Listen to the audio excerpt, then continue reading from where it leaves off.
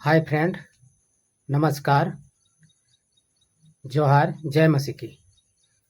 तो दोस्तों, आज हम लोग फिर से बाइबल का एक पाठ पढ़ेंगे और नया नियम से ही पढ़ेंगे। मत्ती 6 अध्याय का 1 से 4 पद पढ़ेंगे और आज का विषय रहेगा दान। दान के बारे में हम लोग जानने का प्रयास करेंगे। दान क्या होता है, दान क्यों होता है, दान कैसे करना चाहिए, दान कितना करना चाहिए, यही सब के बारे में हम लोग विस्तार से जानने का प्रयास करेंगे। तो चलिए हम लोग वीडियो को स्टार्ट करते हैं। दान।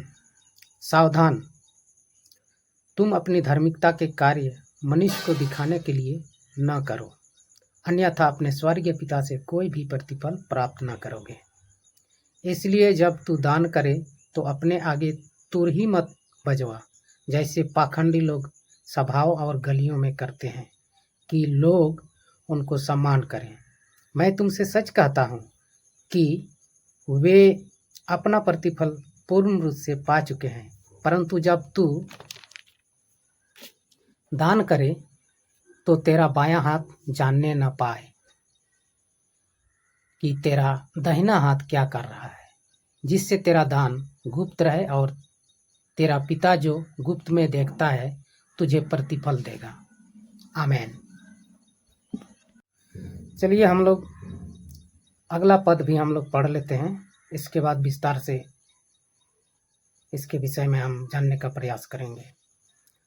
तो अगला पद है 5 से 18 तक, प्रार्थना तथा उपवास। जब तू प्रार्थना करे तो पाखंडियों के सदृश न हो, क्योंकि लोगों को दिखाने के लिए आराधनालयों और सड़कों के मेड़ों पर खड़े होकर प्रार्थना करना उनको प्रिय लगता है। मैं तुमसे सच कहता हूँ कि वे अपना पूरा प्रतिफल पा चुके हैं। परंतु तू जब प्रार्थना करे तो अपने पिता भीतरी कक्ष में जा और द्वार बंद करके अपने पिता से जो गुप्त में है प्रार्थना कर, और तेरा पिता जो गुप्त में देखता है तुझे प्रतिफल देगा। और जब तू प्रार्थना करे तो गैर यहूदियों की तरह अर्थहीन बातें न दोहरा, क्योंकि वे सोचते हैं कि उनके अधिक बोलने से उनकी सुनी जाएगी।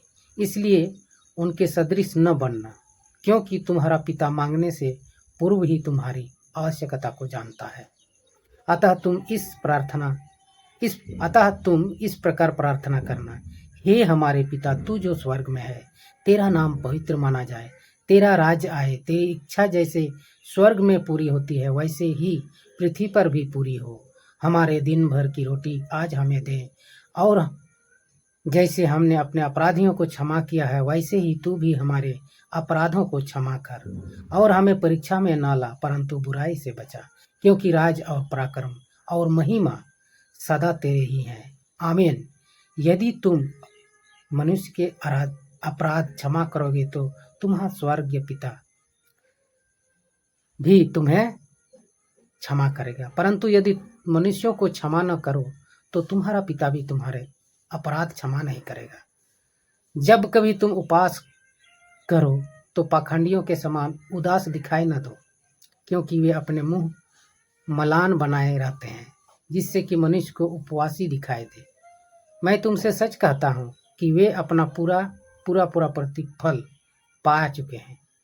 परंतु तू जब उपवास करे तो अपने सिर पर तेल लगा और मुंह धो, जिससे कि तू मनुष्य को उपवासी दिखाई न दे, परंतु अपने पिता को जो गुप्त में है, और तेरा पिता जो गुप्त में देखता है तुझे प्रतिफल दे।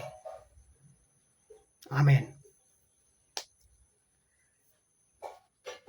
तो दोस्तों, अभी हमने नया नियम से पढ़कर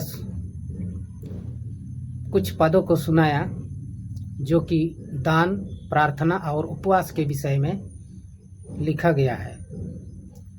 तो चलिए हम लोग इसको विस्तार रूप से जानते हैं और कोशिश करते हैं कि ये हमारे जीवन में अच्छा हो सके और अच्छा कार्य कर सके।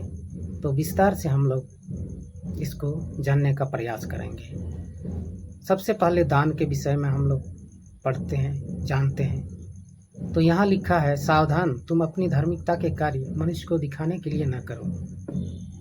यहाँ परमेश्वर प्रभु यीशु मसीह हमें कहते हैं कि तुम अपनी धार्मिकता का जो कार्य है उसको मनुष्य को दिखाने के लिए मत करो। दिखावा के लिए तुम धर्म मत करो, अन्यथा अपने स्वर्गीय पिता से कोई भी प्रतिफल प्राप्त न करोगे। नहीं तो तुम स्वर्गीय पिता से, परमेश्वर से तुमको कोई भी फल या कोई भी प्रतिफल नहीं मिलेगा।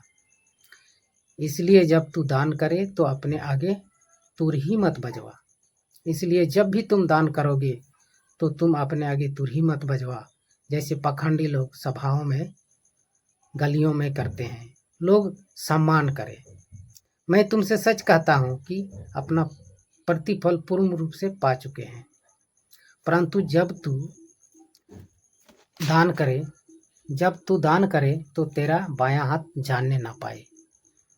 अगर तुम दान करोगे, दायां हाथ से दान करोगे तो तुम्हारा बायां हाथ ये न जान पाए कि तुमने कितना और क्या दान किया है, जिससे तेरा दान गुप्त रहे और तेरा पिता जो गुप्त में देखता है तुझे प्रतिफल देगा। अगर तुम इस तरह दान करोगे, एक हाथ से दान करोगे तो दूसरा हाथ तुम्हारा जान नहीं पाए। इस तरह अगर गुप्त दान करोगे तो तुम्हारा जो स्वर्ग पिता गुप्त में है वो तो देखता है और वह तुमको प्रतिफल देगा। तो ये प्रभु की वाणी है और प्रभु का ये आदेश है, उद्देश्य है। परमेश्वर प्रभु यीशु मसीह हमें सिखाते हैं। चलिए हम लोग प्रार्थना के बारे में कुछ जानते हैं। जब तू प्रार्थना करे, अगर तुम जब प्रार्थना करोगे तो उस समय पाखंडियों के सदृश नहीं करना है, क्योंकि लोगों को दिखाने के लिए तुमको प्रार्थना नहीं करना है। जैसे कि आराधनालयों में और सड़कों में मोड़ों पर खड़े होकर प्रार्थना करते हैं। मैं तुमसे सच कहता हूँ कि वे अपना पूरा प्रतिफल पा चुके हैं। जो इस तरह करते हैं, जो सड़कों में, आराधनालयों में खड़े होकर जहाँ मन तहाँ जहाँ दिखावे के लिए प्रार्थना करते हैं, वो जो है अपना प्रतिफल, अपना जो फल है वो पा चुके हैं परमेश्वर पिता से। लेकिन तुमको ऐसा प्रार्थना नहीं करना है। जब भी तुम प्रार्थना करोगे तो अपने भीतरी कक्ष में जा और द्वार बंद करके अपने पिता से जो गुप्त में है प्रार्थना कर। जब भी तुम प्रार्थना करोगे तो अपना रूम में जाकर बंद करके, दरवाज़ा बंद करके तुम प्रार्थना करो। और जो गुप्त में है तुम्हारा पिता परमेश्वर, वो तुम्हारा प्रार्थना को सुनेगा और वो तुमको प्रतिफल देगा। और जब तू प्रार्थना करे तो गैर यहूदियों की तरह अर्थहीन बातें न दोहरा। और जब भी तुम प्रार्थना करोगे तो गैर यहूदी लोग जैसे प्रार्थना करते हैं, एक अर्थहीन, जिसका कोई अर्थ नहीं है, उसी बात को बार बार दोहराता है। तो ऐसा तुम नहीं करना है, क्योंकि वे सोचते हैं कि उनके अधिक बोलने से उनकी सुनी जाएगी, लेकिन ऐसा नहीं होगा। इसलिए उनके सदृश न बनना, क्योंकि तुम्हारा पिता मांगने से पूर्व ही तुम्हारी इच्छाओं को जानता है, तुम्हारी ज़रूरतों को जानता है। इसलिए जब भी प्रार्थना करना, बहुत सीधा शांत से, बेकार की बातें दोहराना नहीं है। अतः तुम इस प्रकार प्रार्थना करना। तो प्रभु यीशु मसीह ने हमें इस प्रकार प्रार्थना करने के लिए सिखाया है। हे हमारे पिता, तू जो स्वर्ग में है, तेरा नाम पवित्र माना जाए, तेरा राज आए, तेरा इच्छा जैसे स्वर्ग में पूरी होती है वैसे ही पृथ्वी पर भी पूरी हो। हमारे दिन भर की रोटी आज हमें दें।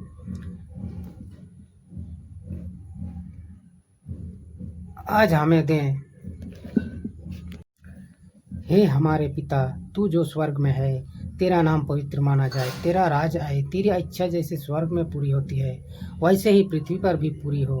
हमारे दिन भर की रोटी आज हमें दे, और जैसे हमने अपने अपराधियों को क्षमा किया है वैसे ही तू भी हमारे अपराधों को क्षमा कर, और हमें परीक्षा में न ला परंतु बुराई से बचा, क्योंकि राज और पराक्रम और महिमा सदा तेरे ही हैं। आमीन। इस तरह प्रभु यीशु मसीह ने हमें प्रार्थना करने के लिए सिखाया है। यदि तुम मनुष्य के अपराध क्षमा करोगे तो तुम्हारा स्वर्गीय पिता भी तुम्हें क्षमा करेगा। अगर तुम मनुष्य के अपराधियों को क्षमा करोगे तो तुम्हारे परमपिता परमेश्वर तुम्हारा पापों को क्षमा करेंगे। अगर तुम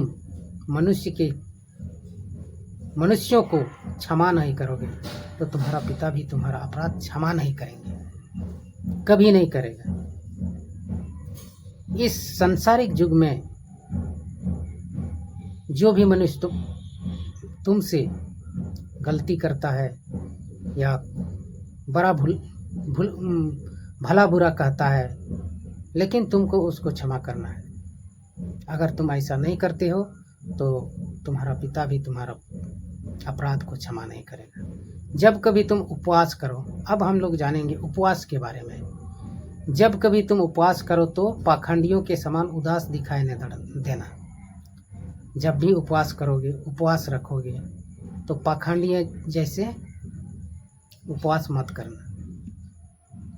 पाखंडियों के समान उदास दिखाई न देना।